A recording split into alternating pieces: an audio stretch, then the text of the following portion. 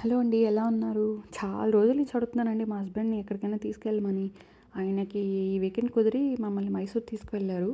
మైసూర్‌కి వెళ్ళంగానే మేము హోమ్ స్టేలో ఉన్నాము.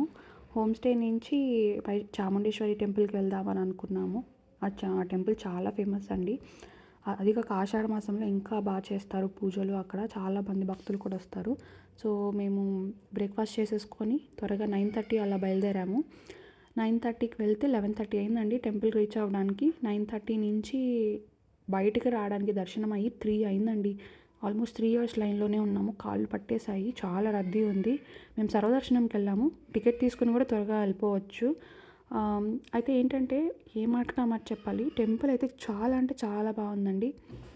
అమ్మవారైతే కళ్ళు చూడ్డానికి సరిపోలేదు. ఫ్లవర్ డెకరేషన్స్ అయితే ఇంక చెప్పక్కర్లేదు. ఎంత బాగున్నాయో ఫ్లవర్స్ అయితే. నేను ఇప్పటి వరకు చూడని ఫ్లవర్స్ కూడా చాలా అంటే చాలా ఉన్నాయి. చాలా అనిపిచ్చింది.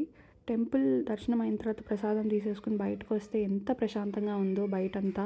కొండ మీద కదా చల్లటి గాలి, పచ్చగా చెట్లు చాలా బాగుంది. ఘాట్ రోడ్డే అండి. ఘాట్ రోడ్ మీద నుంచి మనం కిందకొస్తుంటే పైకి వెళ్తున్నా ఎంత బాగున్నాయంటే సీనిక్ వ్యూస్ అక్కడ ఎంత అంటే అంత అండి. అసలు చెప్పక్కర్లేదు. మీరే చూడండి.